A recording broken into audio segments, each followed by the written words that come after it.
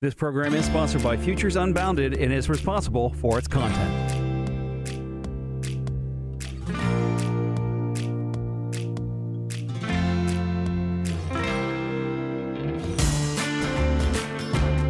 So the Writing is on the Wall broadcast coming to you from WHKW 1220, a Salem radio station. If you wish to call in and ask for clarification or to comment, please call 888-677-9673.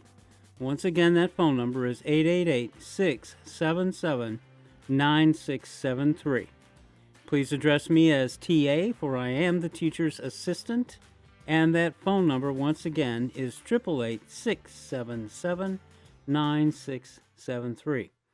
This program is a non-religious, non-spiritual investigation of everything we can discern that was created, recorded, and modeled for us in the Bible.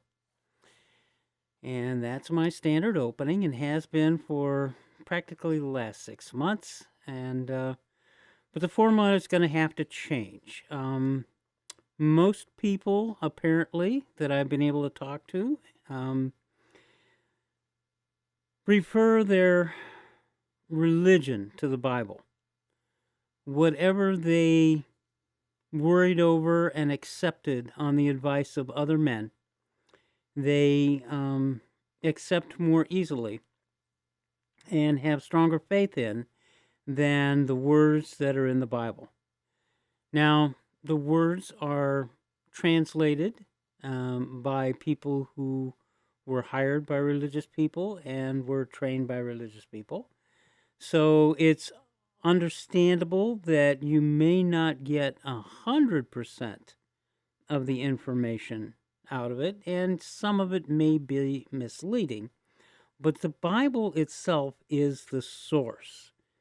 And I've said for many shows and many years that what we need is a complete retranslation of the Bible towards probability rather than towards religious acceptance. And that's something I'm still going to push for.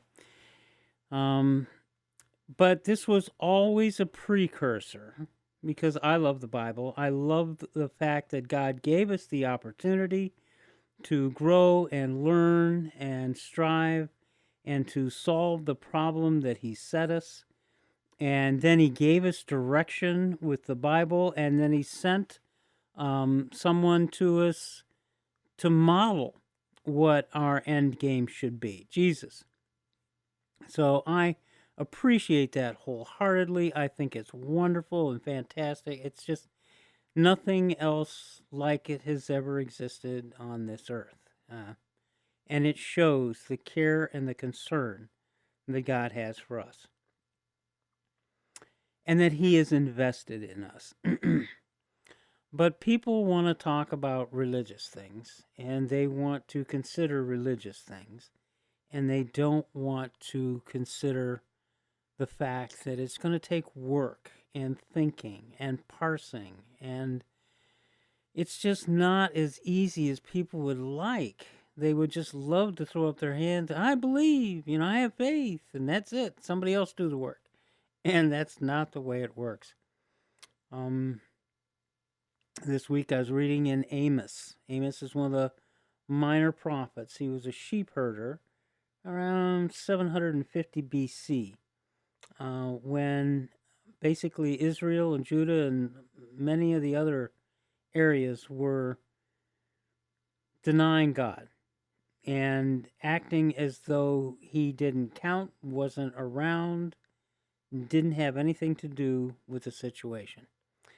And Amos 5, I was reading just before I came on the air, and I noted verse 4, and this happens throughout the Old Testament, and this is one of our major directions that God gave us. And He said, search for me and live.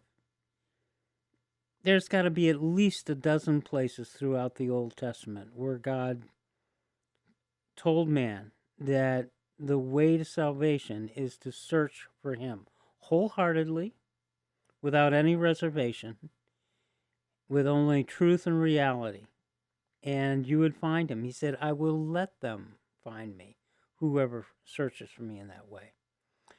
Verse 4 said, search for good instead of evil. Verse 14, rather. Search for good instead of evil.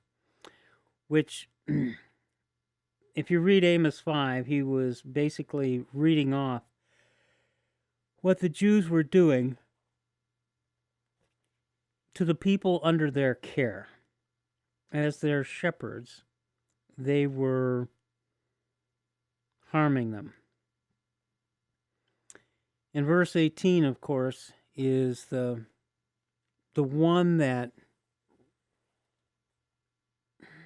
how can I say, it's been repeated in the New Testament, and Paul seemed to think it was a great thing, and for him it may have been because he actually did make the switch to objective decision making.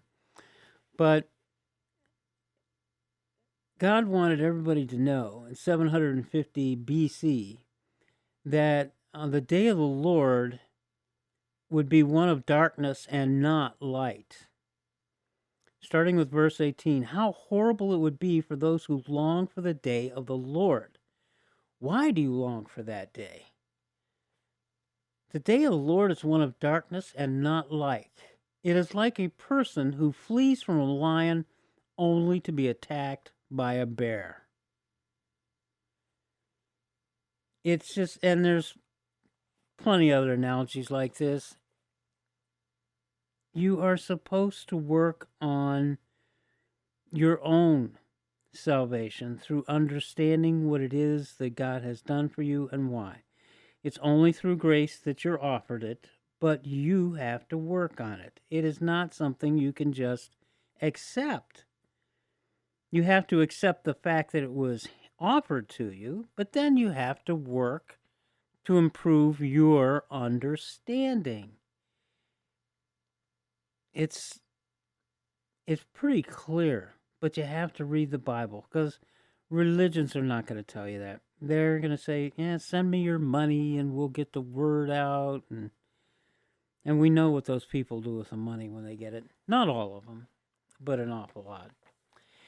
Well, like I said, all this was a precursor because it's my thing. It's the thing that I love. And it's the thing that shows me and should show everyone, if they were able to think rationally on the subject, that someone or something, if you prefer, knew an awful lot about human beings and their motivations.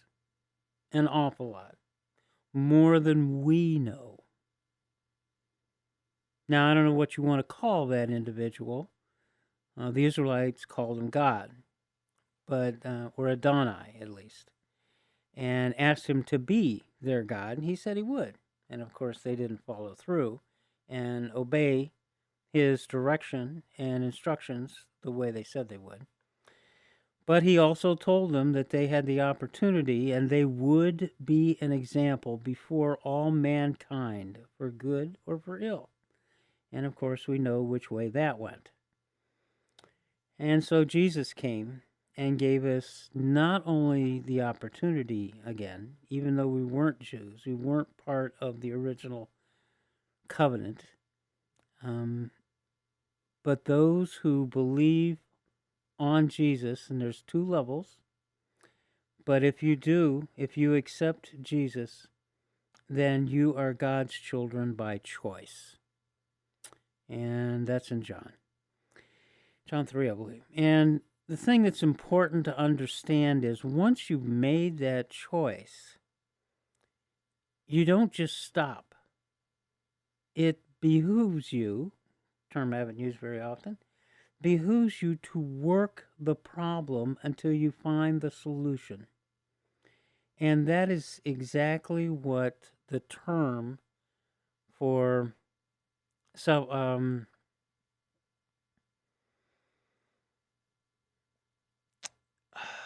working in the garden to provide a solution. That is, and it escapes me now, but that's worship. That's it. That's the term worship. Worship does not mean obeisance. It does not mean gratefulness.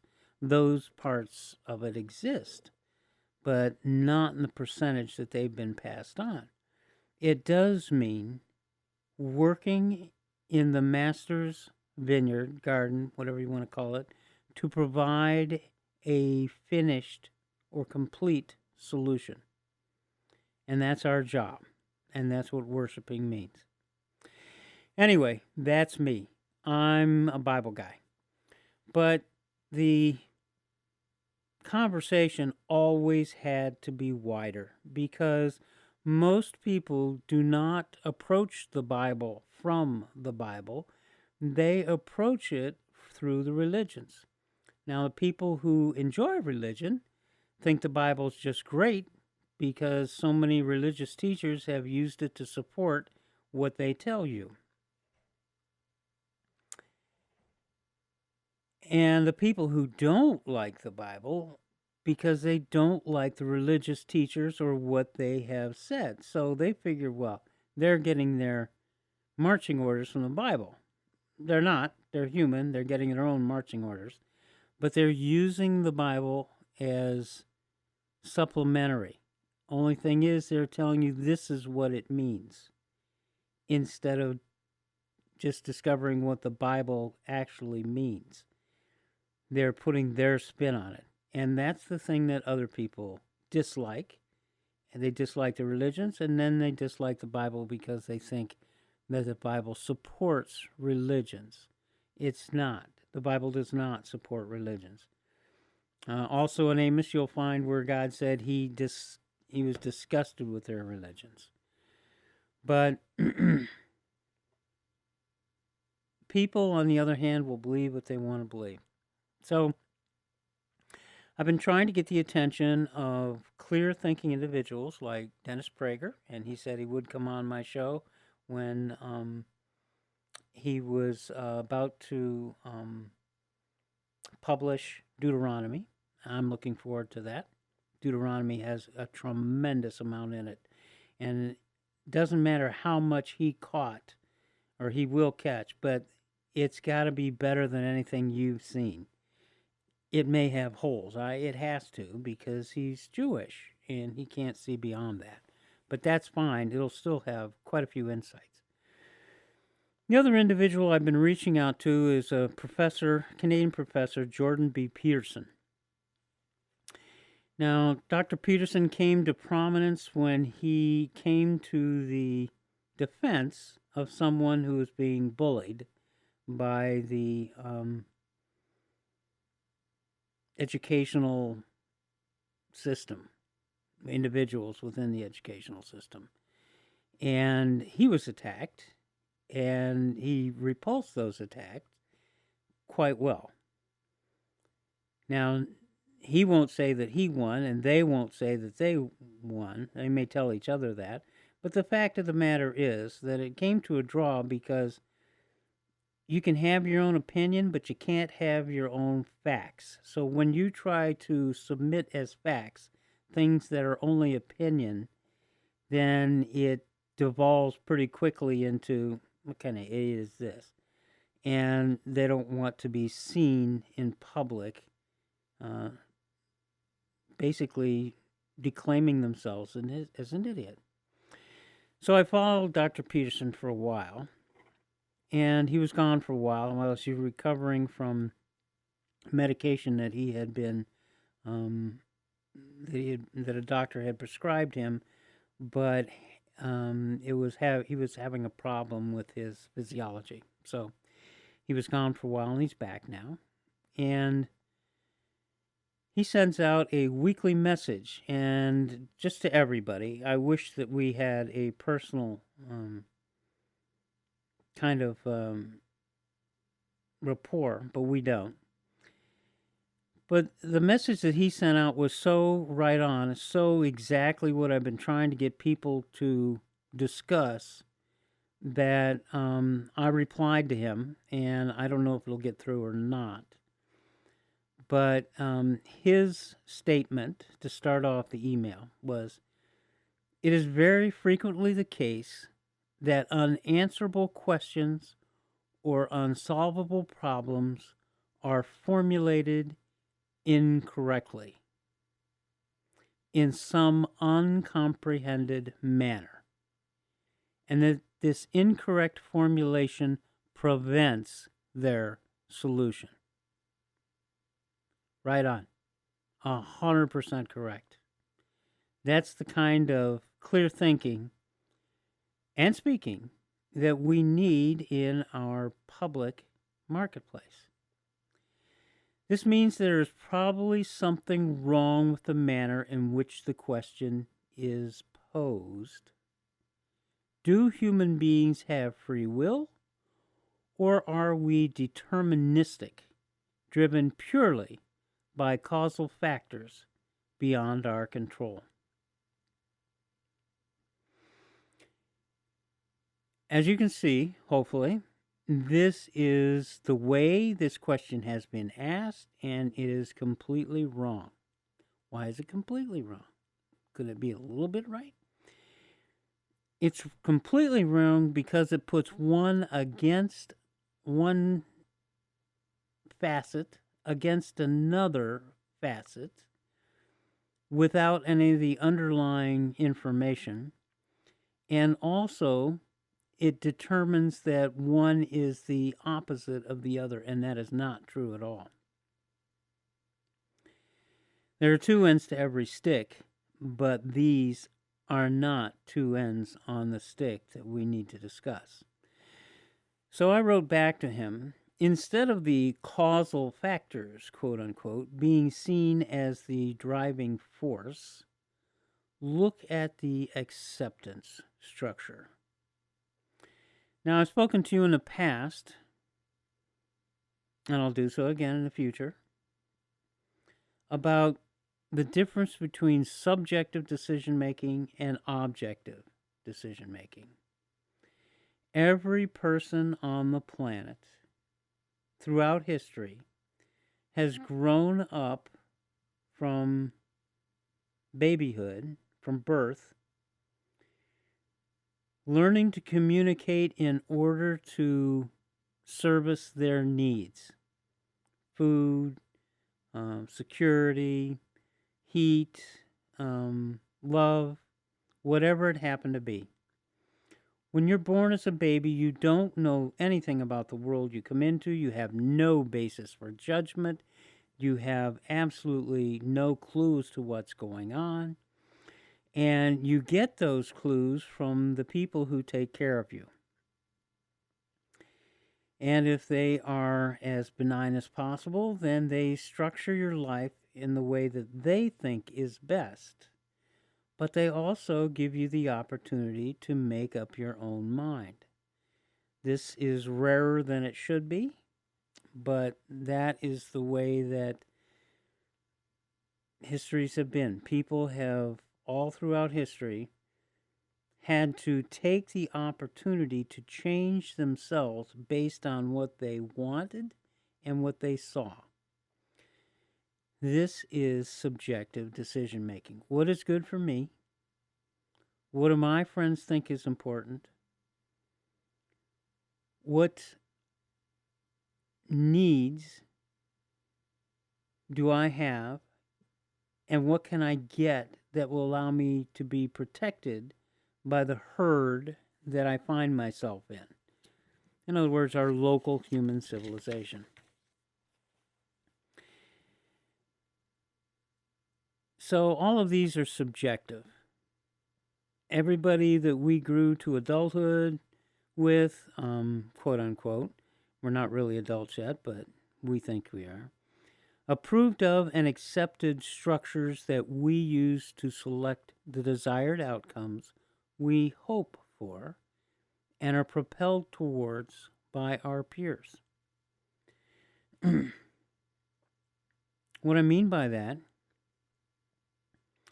is that everybody that surrounds you tells you what good decision making is, but it's all based on one thing: what they think you should want and what you think you should want, and what they will allow you to reach for and have.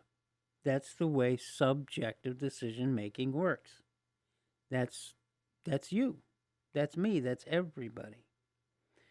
But Jesus came to earth to show us another way. He is the way, the truth, and the light. And no man goeth unto the Father but by him. And that doesn't mean by believing in him. That means by following the path that he laid out. And the path he laid out is to do not just what is good for you, but what is good for everyone, including you.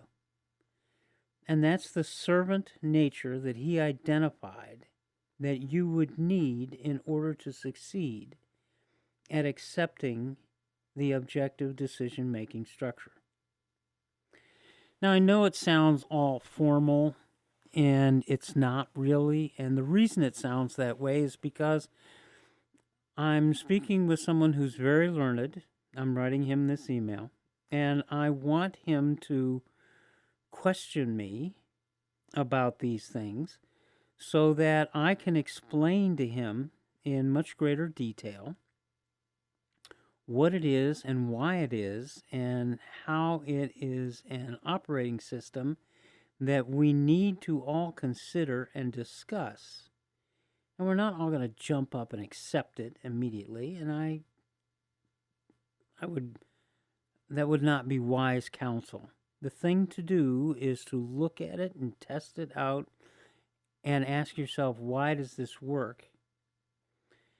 But I've told you also in the past, and I will in the future, that God sees each individual human not just as an individual, but also as the cell in the body of mankind. Mankind does as the cells of his body dictate. Mankind's health depends on the health of the individual souls and cells that are within the body. So we need to discuss this openly. And that is all a precursor to what I call the Big Reset. The Big Reset is us looking at everything we think we know and discover why we accepted it as knowledge. The fact that someone else, previous to our existence, accepted and believed, quote unquote, something, and was able to convince others to believe that thing, has no bearing on anything save situational, quote unquote, reality. And we should reevaluate all of accepted human knowledge, organized toward the general design of reality rather than human power or authority. Now, there's an awful lot in those couple sentences, and I understand, and I'm hoping that he'll read it and understand how much there is in it and question me on it. But that is basically it. We have, for 6,000 years now, accepted what our forebears passed on to us, and for good or for ill. And we're having some problems with that now, because people who like to throw stones are targeting our past and our structure just because they like to throw stones. And it's not healthy for us. So I'm coming up on the break now, and so I want you to think about this, and if you have any suggestions for me, I'd appreciate it. Because starting in August, I'm going to try and do something else to keep this going. Less a Bible program and more a problem looking towards our future for all, not just those who are Christian. We'll see you after the break. Thank you very much. Swamp, fake news, racist hats. Are you afraid to believe anymore? Well, let me tell you of one brave soul who, like David, slew Goliath. The true story of one man's fight against greed, corruption, and insatiable ambition in small-town Ohio, Checkmate reveals why passion and integrity are rare in the corridors of swing state politics. If you want to hear the truth, how the swamp operates in Ohio with all the political corruption in real time, get Steve Krause's tell-all true life story, Checkmate, One Man's Fight Against Political Corruption, available on Amazon. As a newly elected state representative, Steve takes you behind the scenes, behind the closed doors, and rips back the curtain to expose all the lies, the deceit, and power-hungry gamesmanship. Checkmate reads like a TV drama, but it's not. Once you start it, you won't be able to put it down. Checkmate, One Man's Fight Against Political Corruption by Steve Krause, available on Amazon today. Be afraid. Be very afraid. There are those in Washington who want the IRS to take more of your hard-earned money. Are you tired of being the perpetual cash cow for every scheme, unreasonable program, and for all the fraud, waste, and abuse in our system? Well, good news. I can help. George Satari has almost 40 years of experience helping people like you keep more of what you make. It makes no sense that the more you make, the more they take. Let George help you keep your money away from the government bureaucratic waste and in your pocket. Call 216-651-1120 right now and schedule your free consultation today. Instead of a victim, you'll be the victor. With many success stories, George helps with tax planning, estate planning, financial and business analysis, and more. The new tax law has many ways to save money with retirement planning, accelerated depreciation, up to 20% exception of net earnings, and so much more. Call 216-651-1120. That's 216-651-1120. You earn it, we'll help you keep it. That's George Satari, CPA, 216-651-1120.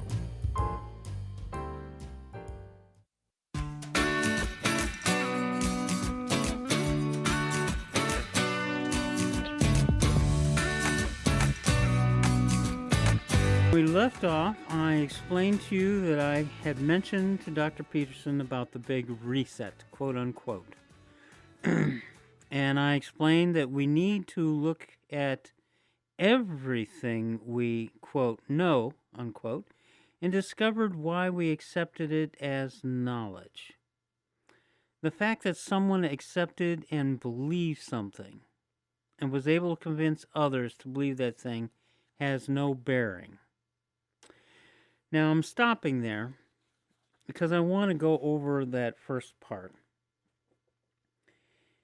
Everybody knew, believed, accepted that you could sail off the end of the earth. The earth was flat, and it had oceans, and if you went too far on those oceans, you would drop off into nothingness.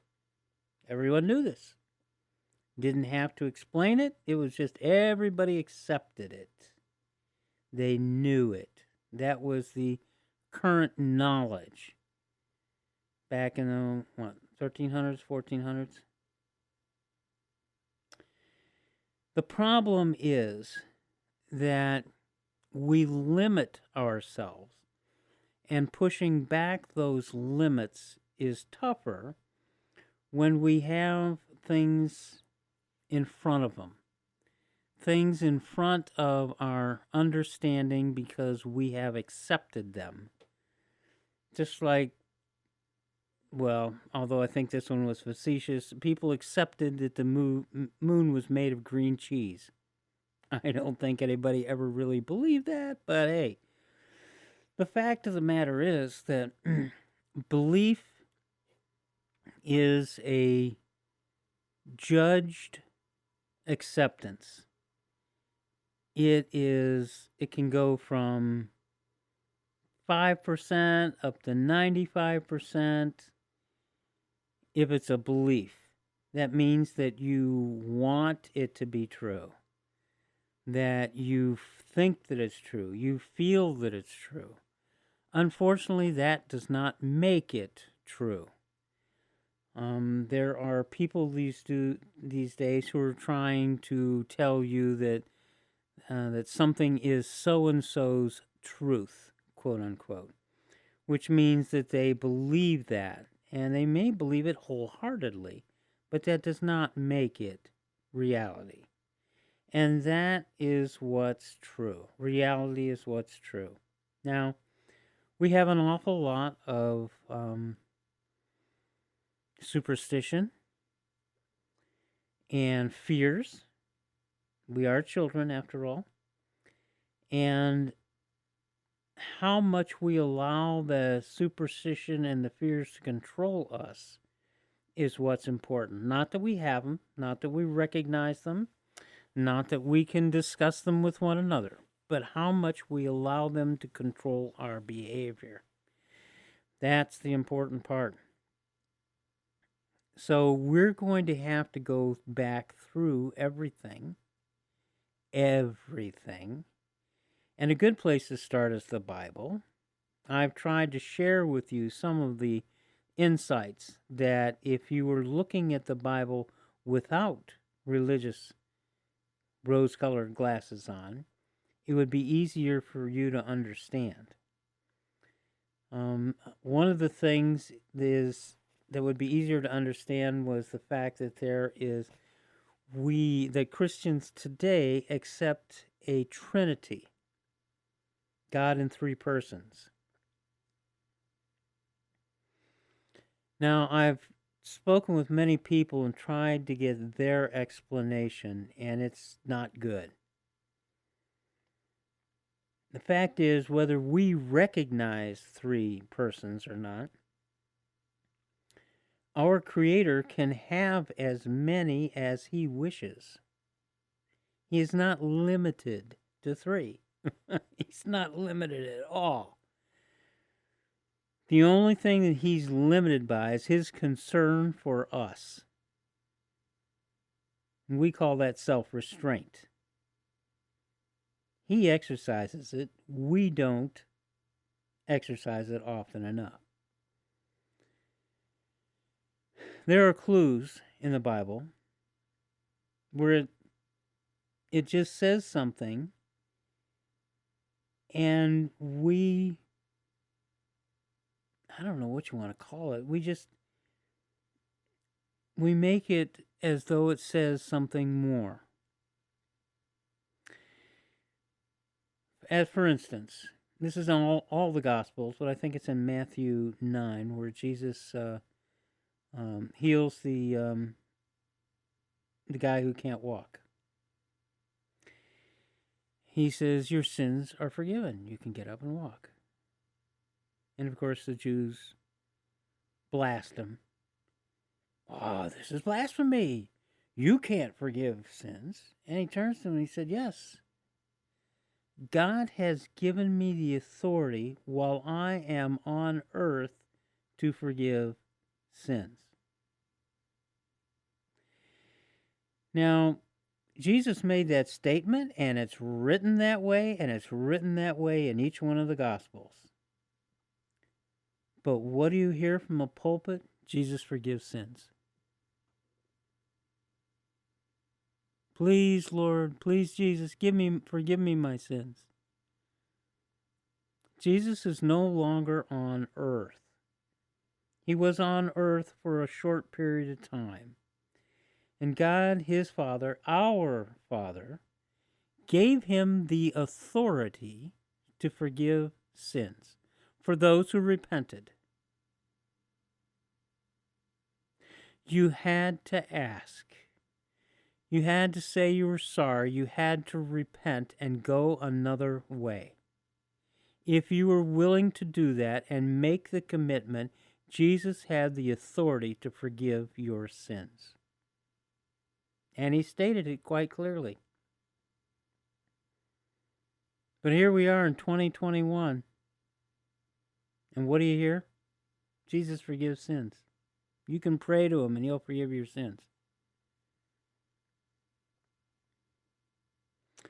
Now, I don't know why people do that. Maybe it's wishful thinking. Maybe they just don't want to work. Maybe they're just accepting what somebody else told them, because that person wants it to be true. I do not know.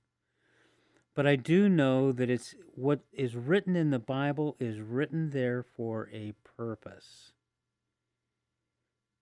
And that purpose is not so it can be misused and mishandled by other people.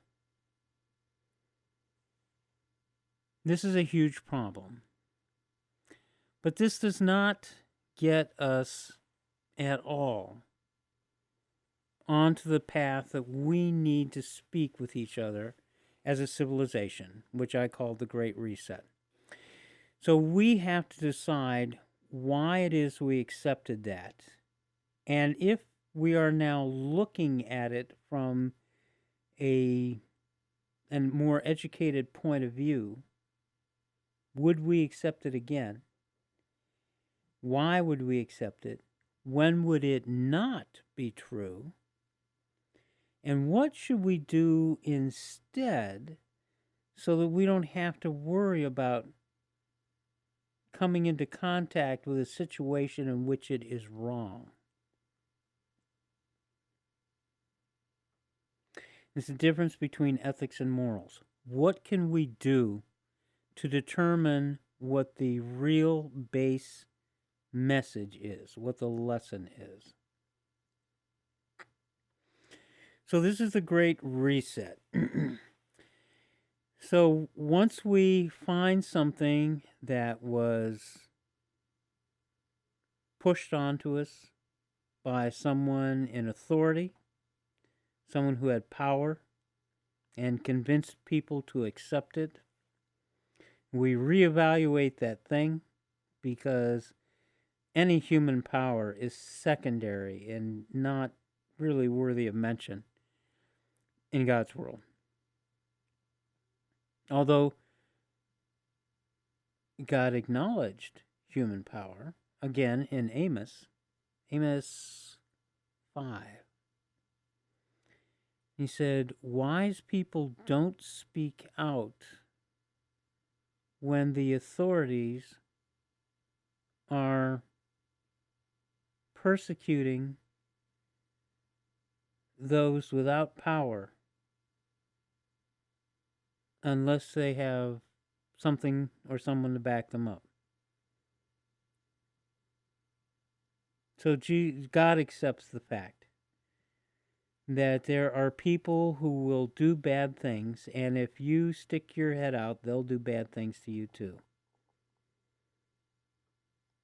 And he acknowledges that you have to have someone or something to back you up on the human plane in order to go after them. Amos was a sheep herder. So he's considered one of the minor prophets, but the only reason he got all this information was because the day of the Lord, or day of reckoning, if you will, was about to come to Israel. There was going to be a huge earthquake, which no one knew about, of course, except maybe God. And maybe he knew about it because he was going to cause it. We don't know. But we do know that it happened about 2 years later. And it sundered all the cities that surrounded it. Just tore them up. Everything that they had put all their efforts into building, the structures, the power structures, all of it collapsed in one day. The day of the Lord. And he warned them, and of course they didn't pay attention, and they suffered for it.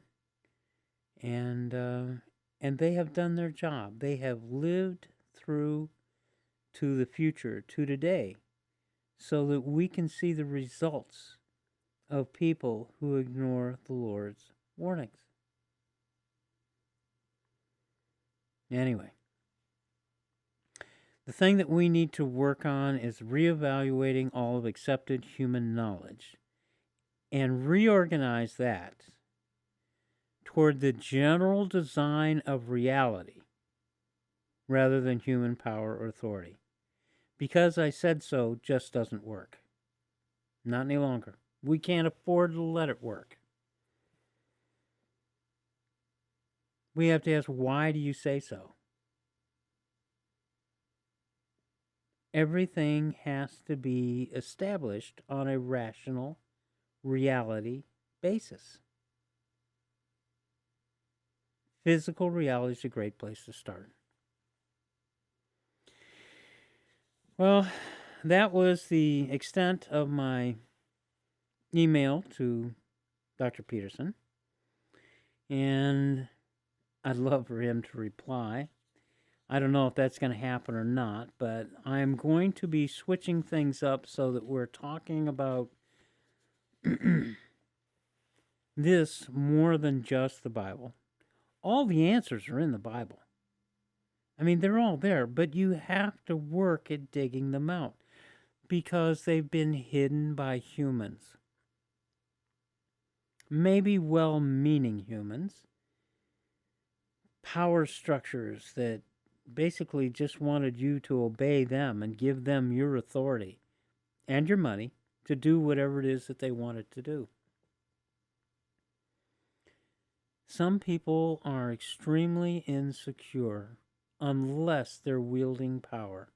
And the more power they have to wield, the more secure they feel. They'll never feel all the way secure, unfortunately. But they will do anything to get that power. No lie is too great.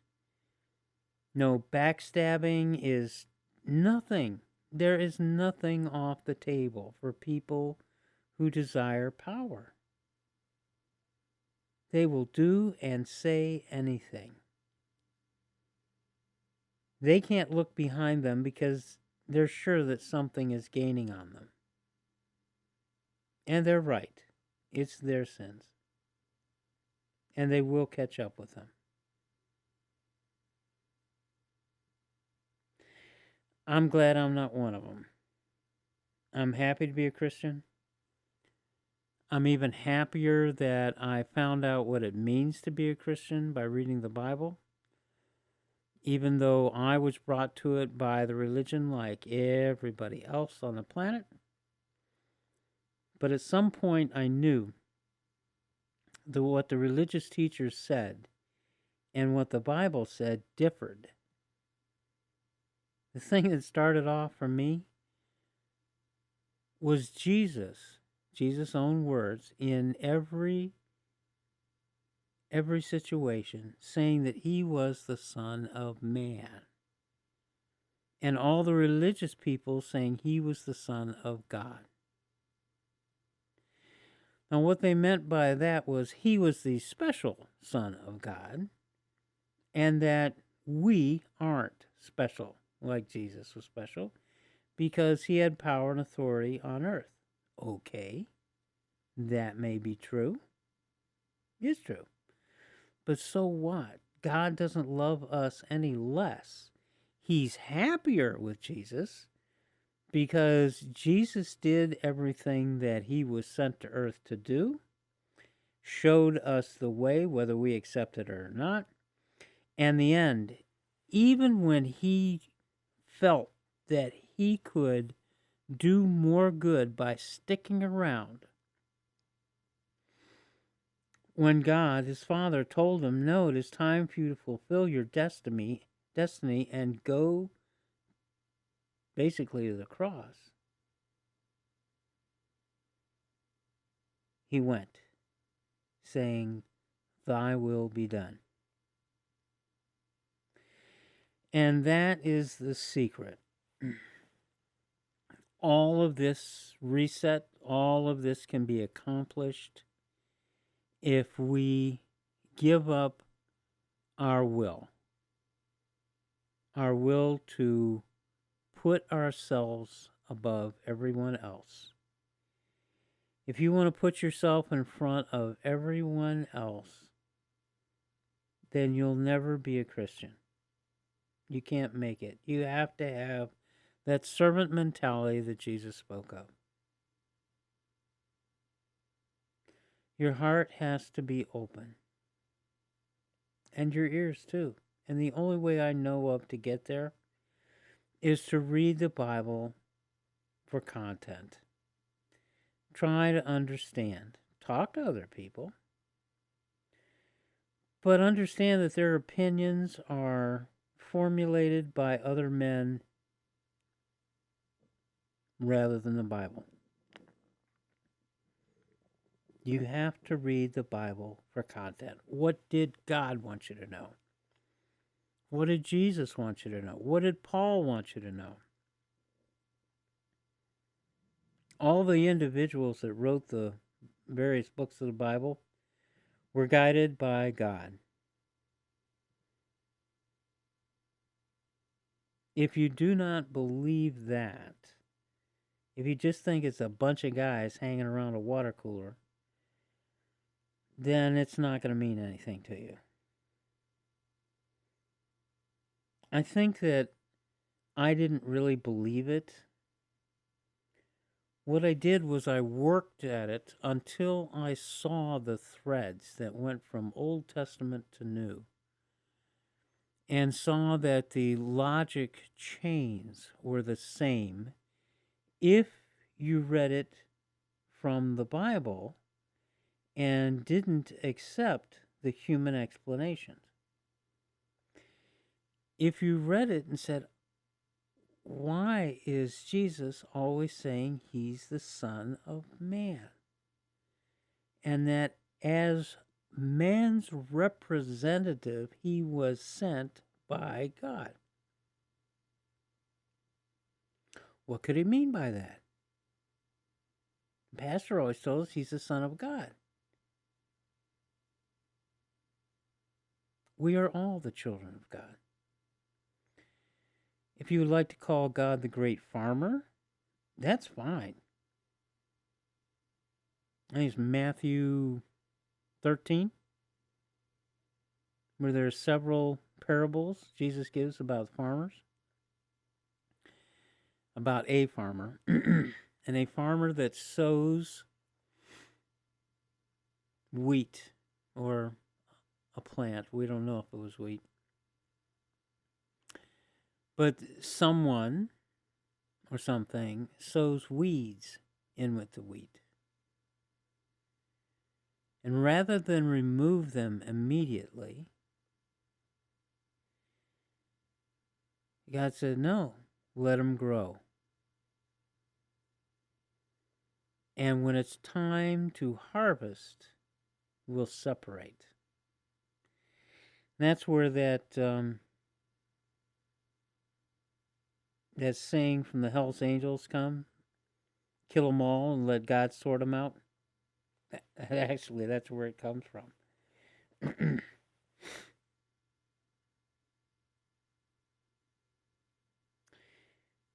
God said that the reason that he didn't want them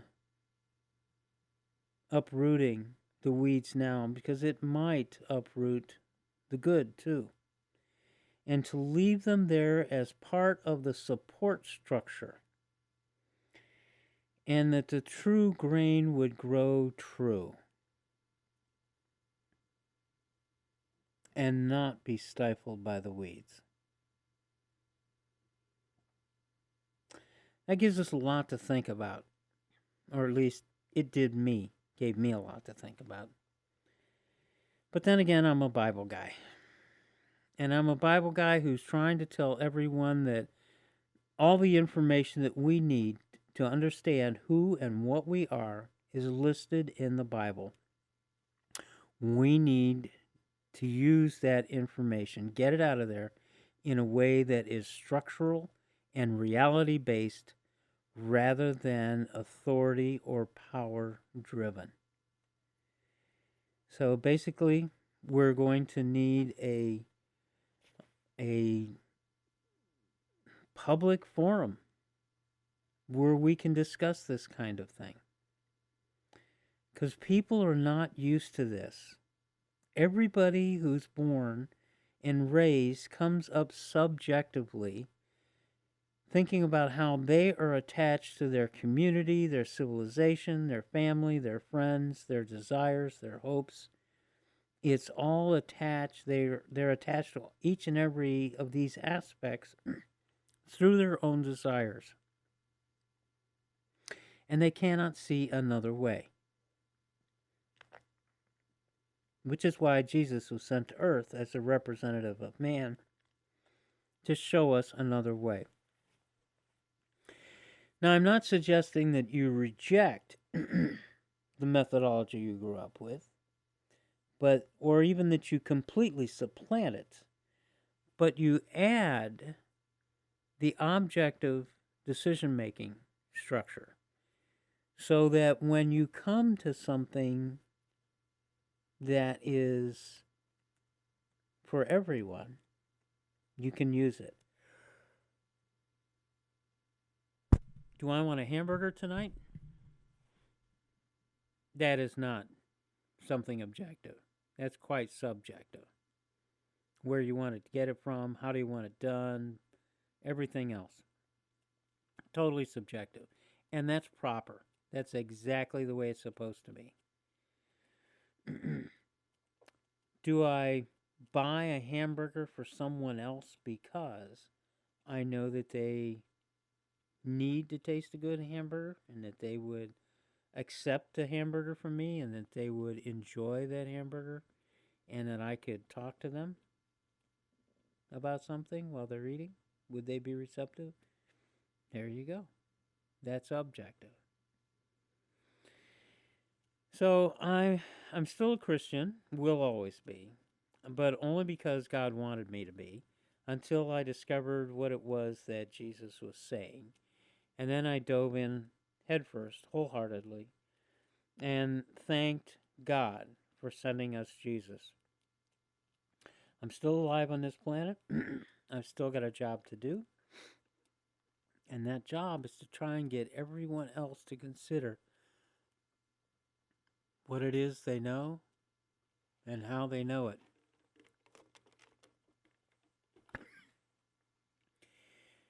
Because, excuse me, because unless you do that,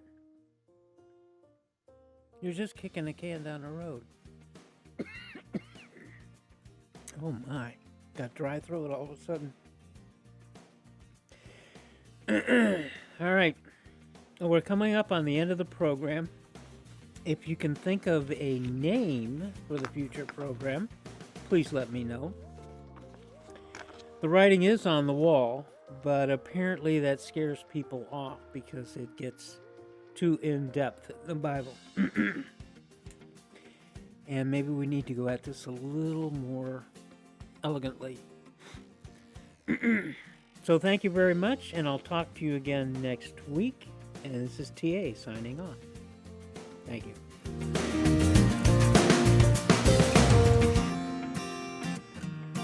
This program has been sponsored by George Satari, CPA.